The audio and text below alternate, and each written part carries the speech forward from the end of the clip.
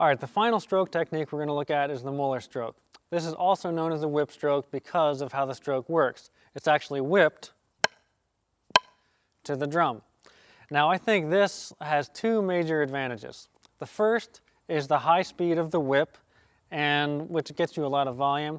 The second one, we'll talk about a little bit, is its ability to create stick height without you having to use the wrist.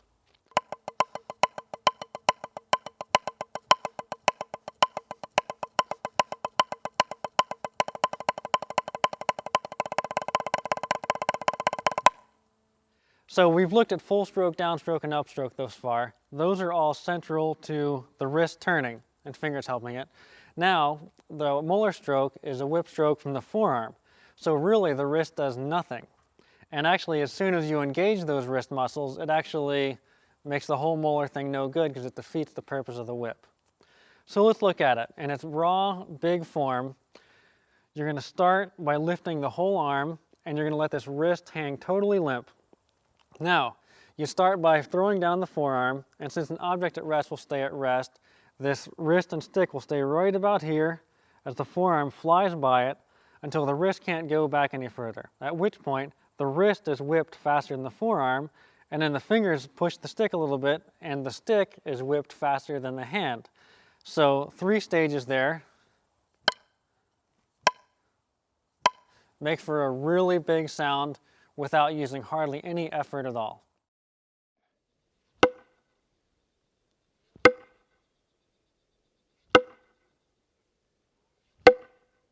And remember, my wrists are limp, so if I took out the sticks, it looks like that. And it's actually very beneficial to learn Molar with no sticks in your hand, so you understand exactly how the hand flops with the wrist limp. And once you add the stick, it should feel almost identical. Now let's check out the Molar Stroke with traditional grip. All of the same exact physics apply, except for instead of the wrist being thrown down, it's actually thrown around because of that rotation of the left wrist. So make sure you're holding on correctly with the fulcrum and let the whole hand hang limp like this. Now throw the forearm down, and then an object at rest will stay at rest, so the stick and hand will stay about there until you arrive at this point, at which point the wrist is thrown down, whipped much faster than the forearm was going before it. So basically that stroke is going to look like this.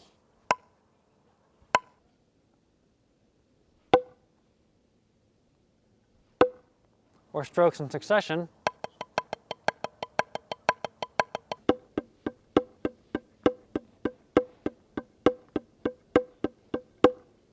Sound doesn't come from stick height, and it doesn't come from how hard you hit a drum, but it comes from how fast the stick is moving. And there's no faster way to whip a stick than with that Molar Stroke. Now the second function we're going to look at is its ability to create stick height artificially. Now I think this is really important in a modern context, both rudimentally and on drum set, because normally when you play an upstroke, you have to collect the stick into your hand and actually lift it up by the wrist. Here, you don't use your wrist at all.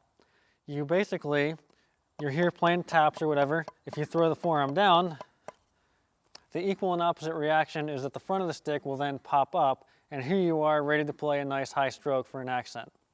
So it's half the equal and opposite reaction, and it's also a function of your palm sort of bumping the back end of the stick to toss it up there. So let's look at an inverted motion kind of exercise where you have taps preceding an accent. If we use full stroke, downstroke, and upstroke, we're looking at this. Perfectly fine at that tempo. Let's go a little faster. Still kind of works. Now that accent's starting to come in late and starting to get stiff. Okay, I'm just asking too much of my hand, or asking too much of my wrist, really. Now let me do the same thing with a little bit of Molar Stroke, so I do not have to use this wrist at all. You can see there's a lot of sound coming from that whip, and I don't have to use any muscles here in my wrist.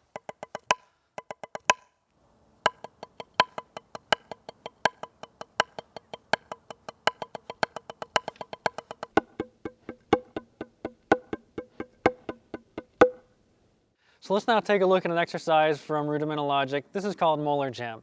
Now it focuses on the ability to create stick height without using the wrist, and the first half, it's all in inverted motion, where you have taps preceding the accent, and that's where that little whip, that little Molar stroke comes in to give me the stick height I need. And the second half, it's all one hand and then the other hand non-stop. So basically, it's the same thing with that little molar whip to create the stick height, but now I'm just not going to stop the stick after the accent so that I can keep on flowing into taps. So that's going to look something like this.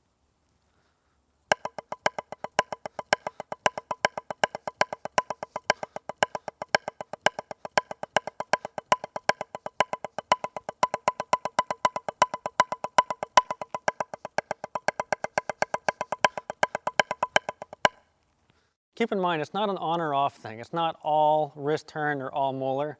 There are gradual steps in between, and whatever tempo of whatever you're playing demands, if you have the Molar stroke ready, then you'll be ready to play it really nice and relaxed and flow through the whole thing.